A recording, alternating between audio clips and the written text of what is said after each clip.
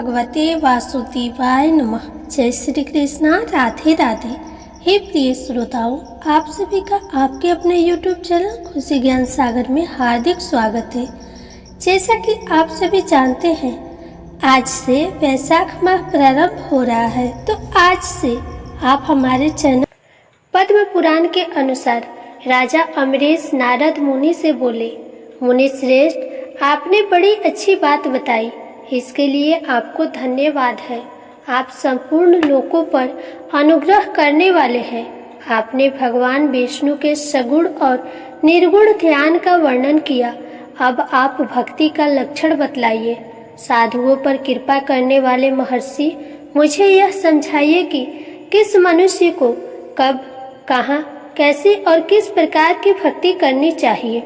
सूत जी कहते हैं, राजाओं में श्रेष्ठ महाराज अमरीश के ये वचन सुनकर देवर्षि नारद जी को बड़ी प्रसन्नता हुई। वे उनसे बोले, राजन सुनो, भगवान की भक्ति समस्त पापों का नाश करने वाली है। मैं तुमसे उस भक्ति का भली भांति वर्णन करता हूँ। भक्ति अनेकों प्रकार की बताई गई है। मानसी, वाचिकी, कायिकी, लौकिकी, वैदिकी तथा आध्यात्मिकी। ध्यान, धारणा, बुद्धि तथा वेदार्थ के चिंतन द्वारा जो विष्णु को प्रसन्न करने वाली भक्ति की जाती है, उसे मानसी भक्ति कहते हैं।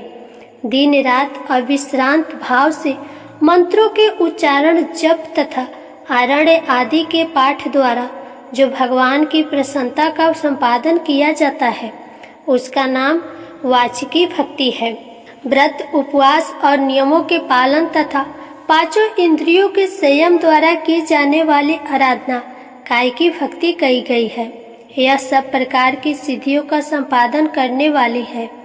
पाद्य, अर्घ्य आदि उपचार, नृत्य, वाद, गीत, जागरण तथा पूजन आदि के द्वारा जो भगवान की सेवा की जाती है, उसे लौकिकी भक्ति कहते हैं। ऋग्वेद, यजुर्वेद और सामवेद जप संहिताओं के अध्ययन आदि तथा भविष्य की आहुति, यज्ञ, यागादि के द्वारा की जाने वाली उपासना का नाम वैदिकी भक्ति है। विज्ञ पुरुषों ने अमावस्या, पूर्णिमा तथा विषु, तुला और मेष की संक्रांति आदि के दिन जो याग करने का आदेश दिया है, वह वैदिकी भक्ति का साधक है।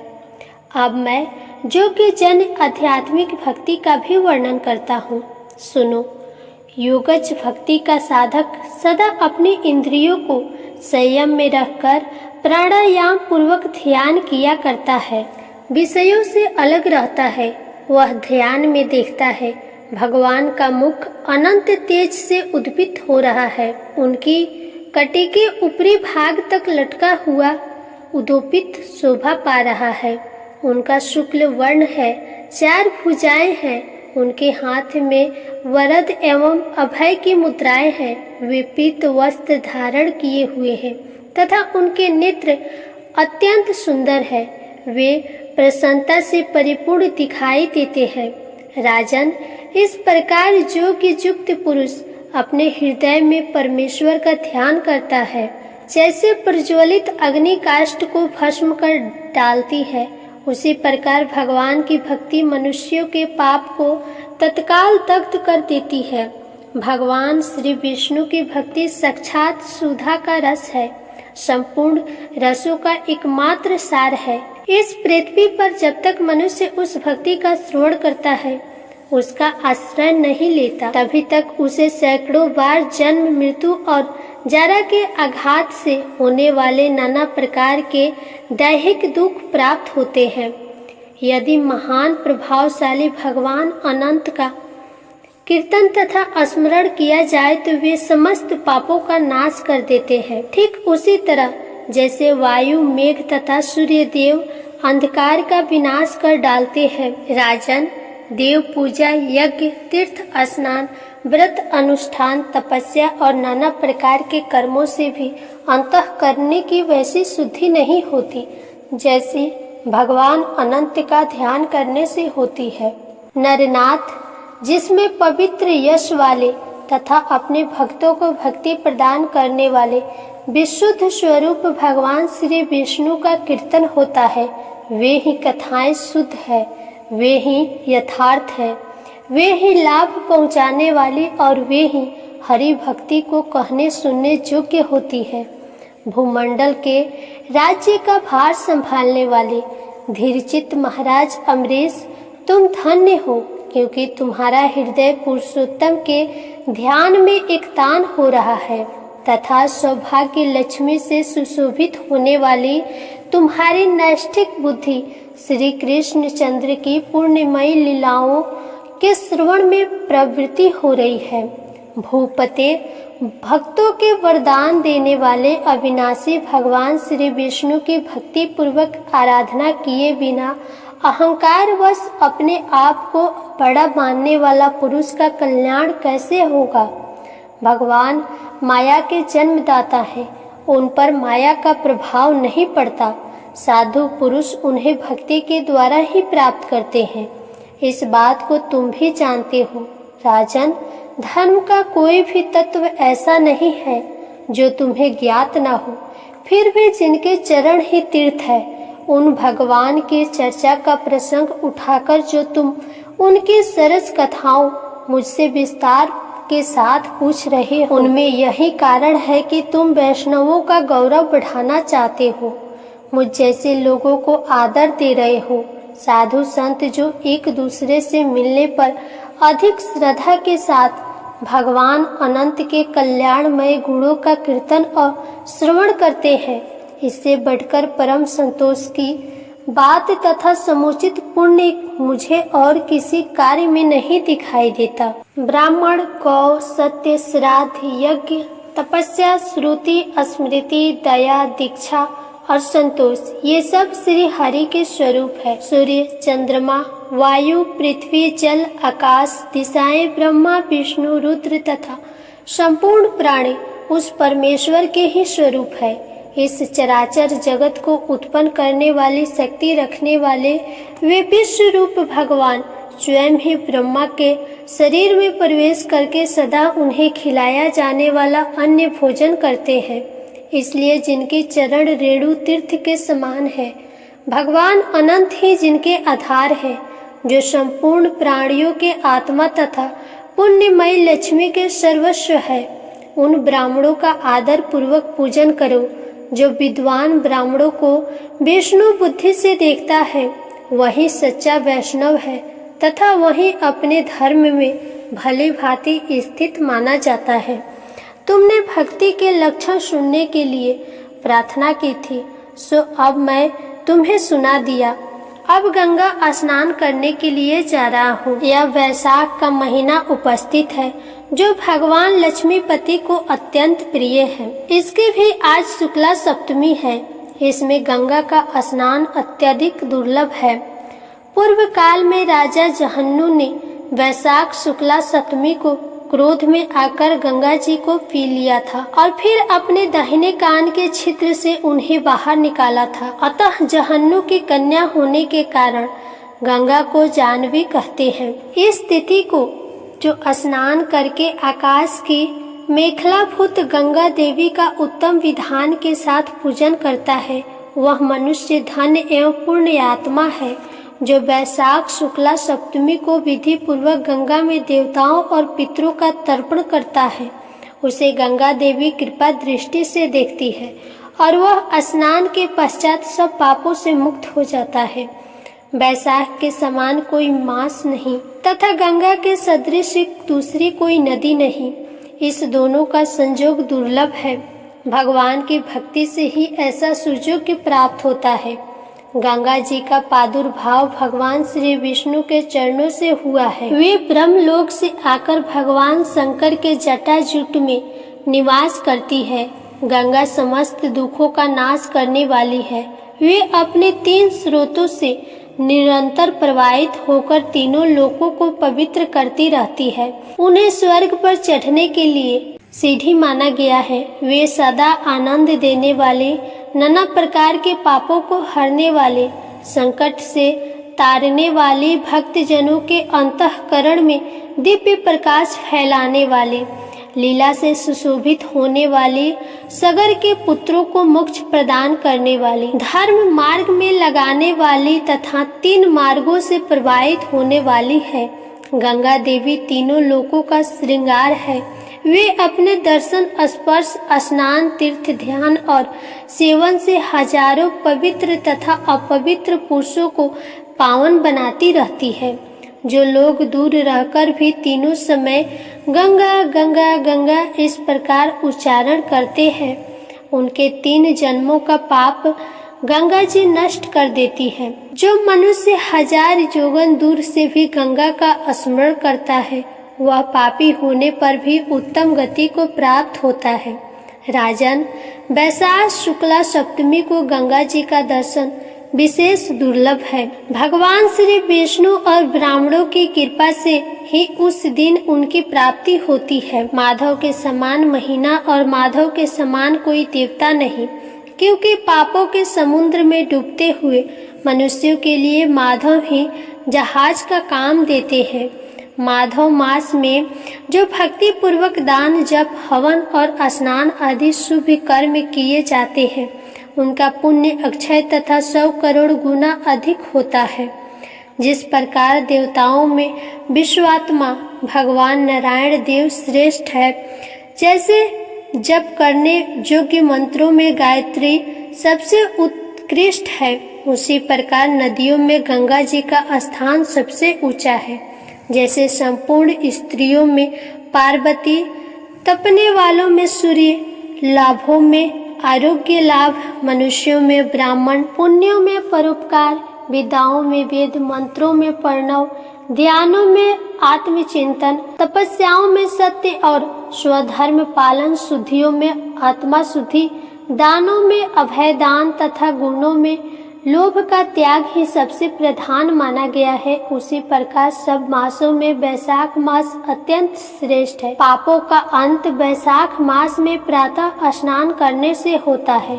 अंधकार का अंत सूर्य के उदय से तथा पुण्यों का अंत दूसरों की बुराई और चुगली करने से होता है। राजन, कार्तिक मास में जब सूर्य तुला राशि पर स्थित हो, उस समय जो स्नान, दान आदि पुण्य कार्य किया जाता है, उसका पुण्य परार्ध गुना अधिक होता है। माघ मास में जब मकर राशि पर सूर्य हो तो कार्तिक की अपेक्षा भी 1000 गुना उत्तम फल होता है।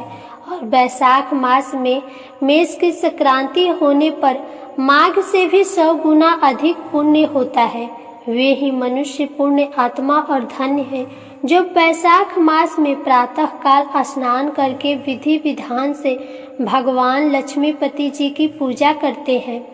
वैशाख मास में सवेरे का स्नान, यज्ञ, दान, उपवास, हविष्य, भक्षण तथा ब्रह्मचर्य का पालन करके ये महान पापों का नाश करने वाला है। राजन, कलयुग में वैशाख की महिमा गुप्त नहीं रहने पाएगी, क्योंकि उस समय वैशाख स्नान महात्म्य अश्वमेघ यज्ञ के अनुष्ठानों से भी बढ़कर है। कलयुग में परम पावन अश्वमेघ यज्ञ का अनुष्ठान नहीं हो सकता। उस समय वैशाख मास का स्नान ही अश्वमेघ यज्ञ के समान विहित है। कलयुग के अधिकांश मनुष्य पापी होंगे, उनकी बुद्धि पापों में ही आसक्त होगी, अतः वे अश्वमेघ यज्ञ के पुण्यों को, जो स्वर्ग और मोक्ष रूप फल प्रदान करने वाला है, नहीं जान सकेंगे। उस समय के लोग अपने पापों के कारण नरक में पड़ेंगे। अतएव कलयुग के लिए अश्वमेध का प्रचार कर दिया गया और उसके स्थान पर वैशाख मास के स्नान का विधान किया गया। हे प्रिय भक्तों, इस प्रकार वैशाख मास महात्म्य का पहला अध्याय समाप्त हुआ। इससे आगे का वृत्तांत अगले अध्याय में सुनेंगे। प्रिय श्रोताओं, वैशाख माह में तुलसी माता की कथा का श्रवण करना बहुत ही फलदायी माना जाता है। तो आइए अब सुनते हैं तुलसी माता की कथा। प्राचीन समय की बात है। एक गांव में एक परिवार रहता था। उस परिवार में माँ, बेटा और बहू थे। बहू बहुत ही सीधी साधी और शांत स्वभाव की थी और उसी के दूसरी तरफ सास बहुत ही झगड़ालू और घमंडी स्वभाव की थी। वह अपनी बहू पर बहुत अत्याचार करती थी। उससे घर का सारा काम काज करवाती और खाने के लिए एक सूखी रोटी देती। अब बहू के पति इन सब बातों से अनजान था, उसे कुछ भी पता नहीं था। वो तो सुबह होते ही खेत में काम करने चला जाता। बहू सास के कहे अनुसार घर के काम में लग जाती थी। एक दिन बहू ने देखा पड़ोसन नया मटका लाई है। पड़ोसन ने बात ही बात में बताया कि वह वैशाख स्नान करने की तैयारियां कर रही है।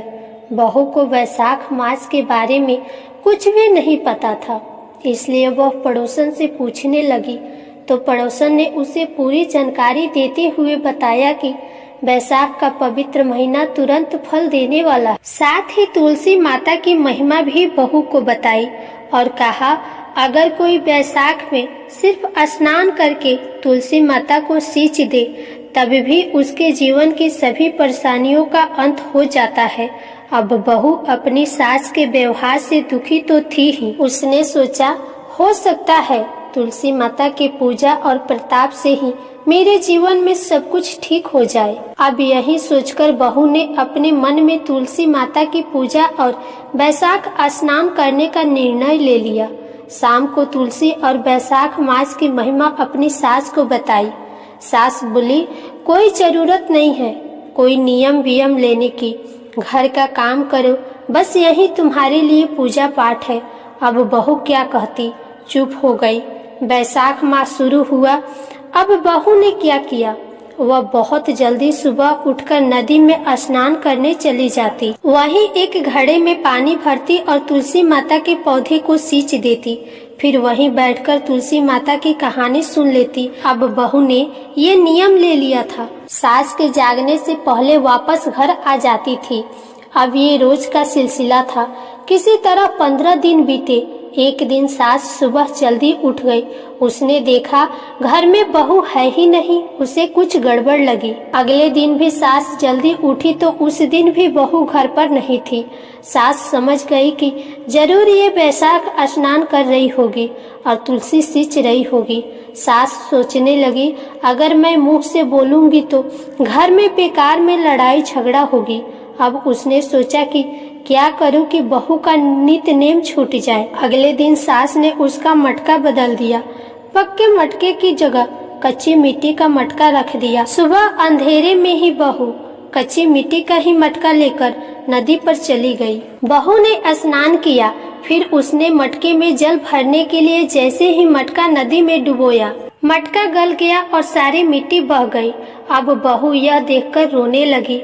वो तुलसी माता के पास जाकर रोने लगी और रोते रोते बोली, हे तुलसी माता, आज मेरा नियम टूट गया, मुझे क्षमा कर दीजिए। तुलसी माता उसके सामने साक्षात रूप में प्रकट हुई और बोली, आज तुमने जल के स्थान पर अपने आंसुओं से मुझे सींचा है, तुम्हारा नियम पूरा हुआ। बहू ने कहा, माता मैं कल जल कैसे लेकर आऊंगी? अगर मेरी सास को यह पता चला कि मैंने मटका नदी में बहा दिया है तो वह तो बहुत गुस्सा करेंगी। तुलसी माता ने उसे एक मटका दिया जिसे लेकर वह खुशी खुशी घर आ गई। सास ने देखा तो वह मटका सोने का था। अब सास के पूछने पर बहू ने सारी बात सच सच बता दी। सास अंदर से तो बहुत खुश थी पर बाहर से नाटक करते हुए बोले, अगर सोने के मटके में जल लेकर जाओगी तो गांव वाले इसको छीन लेंगे। तुम कल फिर जाकर अपने तुलसी माता के आगे रोना धोना दूसरा मटका मांग लेना। अब बहू बहुत सीधी साधी थी, उसको तो कुछ ऐसा था ही नहीं। वो अगले दिन तुलसी माता के पास जाकर फिर से रोने लगी। तुलसी माता के पूछने पर उसने सारी बात बता दी। तब तुलसी माता ने उसे चांदी का मटका दिया। बहू चांदी का मटका लेकर खुशी खुशी घर आ गई, लेकिन उसकी सास ने उसको भी रख लिया और अपनी बहू से फिर अगले दिन रोने को कहा। बहू सास के डर से कुछ बोली नहीं। फिर अगले दिन तुलसी माता के पास जाके बैठ गई और फिर उसे रोने लगी। तुलसी माता ने आकर सारा बात पूछा तो उसने रोते रोते सारी बात बता दी। अब तुलसी माता ने कहा, तेरे सास का लालच कभी खत्म नहीं होगा, तू आज मिट्टी का मटका ले जा। यह कह के तुलसी माता ने उसे एक मिट्टी का मटका दे दिया। बहू जब घर आई तो उसकी सास बहुत गुस्सा करने लगी और कहने लगी, तुम्हारी तुलसी माता के पास क्या सिर्फ इतना ही धन है? जिसके पास कुछ भी नहीं उसे सींचने से क्या ही लाभ? अब यह कह के वह बहू को बहुत गुस्सा करने लगी, लेकिन बहू ने सास की बात नहीं मानी और जो उसका नियम था वह सुबह जल्दी उठकर उसी तरह करने लगी। पूरे महीने सास से छुपकर नदी पर स्नान करती और तुलसी माता को सींचती रही। महीना समाप्त होने पे था। एक दिन सास छुपाए हुए अपने दोनों मटकों को देखने लगी तो उसने देखा कि वो दोनों मटके कच्ची मिट्टी के बन गए हैं। अब यह देखकर तो सास का गुस्सा 7वें आसमान पर पहुंच गया। वह बहू को बहुत भला बुरा कहने लगी। तभी साक्षात तुलसी माता उनके घर में प्रकट हुई और वो सास को बोलने लगी, तुमने लालच और घमंड में बहुत पाप किए हैं, इसलिए सिर्फ तुम्हारे छूने की वजह से ये मटके मिट्टी के बन गए। जैसा बोओगी वैसा ही काटोगी। तुलसी माता के प्रताप और कृपा से सास की आंखें खुल गई। वो बहुत रोई और तुलसी माता से क्षमा मांगने लगी। तुलसी माता ने क्षमा कर दिया और खुश रहने का आशीर्वाद भी दिया।